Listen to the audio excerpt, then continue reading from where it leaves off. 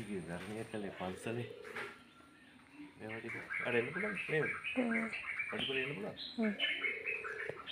Phone එකත් මේ අද ඉස්සතේ ගාපු දැන් අද 2026 අලුත් අවුරුද්දට ඉසක ගාන තමයි අපි ආවේ.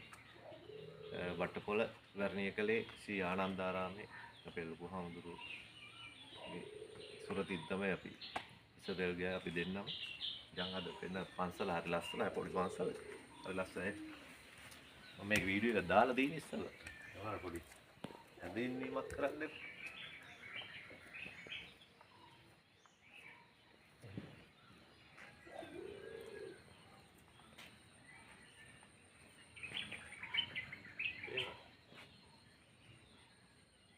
මම මේ වීඩියෝ එක දාලා තියෙන ඉස්සෙල්ලා. ලස්සන view එකක් තියෙන එක දෙන්නද නැහැ.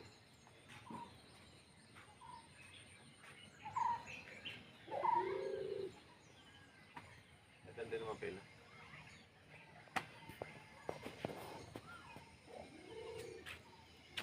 මේ පේනවා. මේ පැත්ත බටපොළ. සෝරි බටපොළ නෙමෙයි බල පිටිය. මේ අම්බලංගු. අල්පිටිය තියෙන්නේ මේ පැත්ත. අල්පිටිය ඉන්නේ මේ පැත්ත.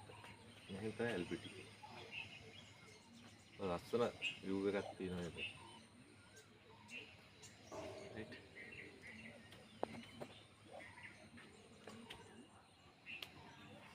හොඳයි නේද? view එක පේනවද හොඳ පැහැදිලි? ටයිම් එකක් හොඳයි. දෙන්න තාම. මේ හැර දැක්ක අවුලට වෙන්න බෑ. ඕකේ. මම මේක වීඩියෝ එක දාලා තියෙන ඉස්සරහ. මේකුත් තව ඇඳින්වීමක් කරේ නැහැ ඉතින්. වීඩියෝ දාලා තියෙනවා. ලස්සන පන්සලක් මේක ඇත්තටම.